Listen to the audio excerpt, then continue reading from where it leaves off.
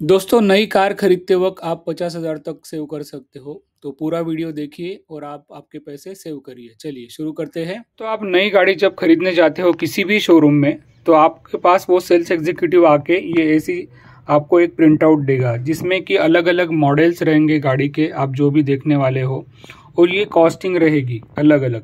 अब इसमें आप कैसे आपके पैसे सेव कर सकते हो ये मैं आपको बताने वाला हूँ। आप कम से कम 50,000 तक सेव कर सकते हो इसमें। देखिए यहाँ पे क्या क्या दिया है। अभी ये मेरा स्कोडा का मैंने नया गाड़ी लिया है, उसके बारे में डिटेल वीडियो मैंने बनाया है, वो आप देख सकते हो चैनल पे। अभी यहाँ पे देखिए कुशाक मैंने ये लिया था एक्टिव मॉडल, सबसे ऊपर वाला बेसिक। अभी अलग अलग मॉडल से, ये देखिए ये अलग अलग मॉडल से, ये उनकी एक शोरूम प्राइस है। अभी पहले मैं ये ऊपर वाला जो चार्ट है किस चीज़ के बारे में है ये मैं आपको दिखाता हूँ।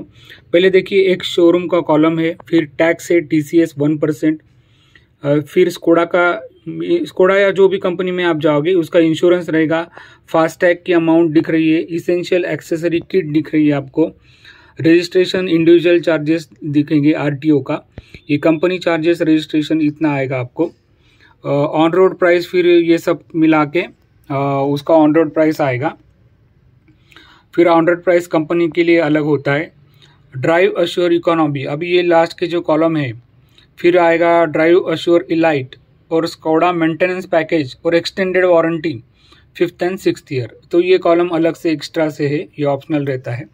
अभी यहाँ पे देखिए मैं क्या बता रहा हूँ आपको, और ये देखिए अभी ये जो अलग अलग मॉडल है, सपोज बेसिक मॉडल के लिए जा रहे हो आप, तो ये बेसिक मॉडल इनका है एक्टिव 1.0 TSI MT। अभी इसका एक्स शोरूम प्राइस है 10,89,000, उस पर TCS 1% है। अभी आप जॉब कर रहे हो तो आपको ये नहीं मिलेगा, लेकिन आपका अगर आप सेल्फ एम्प्लॉयड या बिजनेस है तो आप ये क्लेम कर सकते हो बाद में, तो ये 1% आपको वापस मिल सकता है। लेकिन अगर ये 1% कब मिलेगा आपको, जब आपके कार की प्राइस 10 लाख से ऊपर जाएगी। तो इसके बारे में और मैं बताऊंगा जानकारी, जो कि वीडियो के अंत में होगी, क्योंकि बहुत बार मुझे जो एक्सपीरियंस आया वो मैं शेयर करूंगा। फिर ये इंश्योरेंस, आप इंश्योरेंस में सेव कर सकते हो। मैंने इंश्योरेंस नहीं लिया था, यहाँ पे 40,000 है, अलग अलग प्राइस देंगे। मैंने सबसे बढ़िया इंश्योरेंस लिया इससे एको से लिया, बम्पर टू बम्पर लिया और 0 डेप्रिसिएशन लिया, तो वो मुझे 3 ईयर्स का गया है ओनली 21,000। उसके बारे में अलग से वीडियो बनाऊंगा।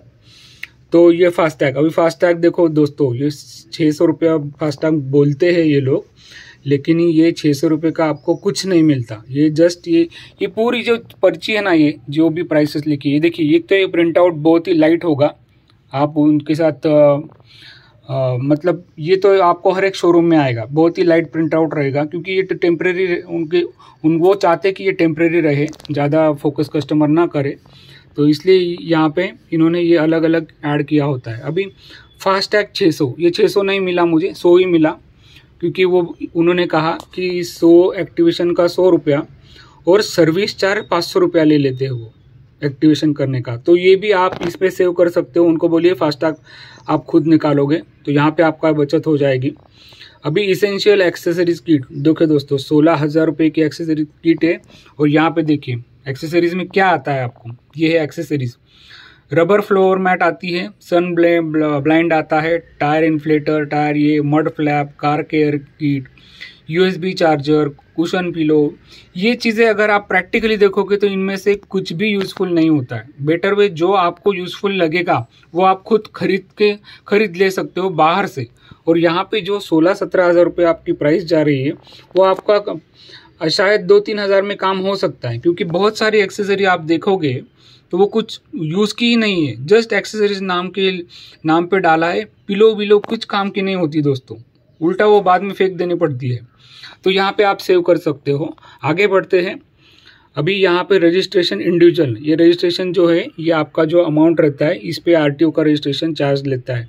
तो आप कोशिश करना कि एक शोरूम कम करे, तो आपका रजिस्ट्रेशन भी कम आएगा, अमाउंट टोटल ओवरऑल कम हो जाएगा।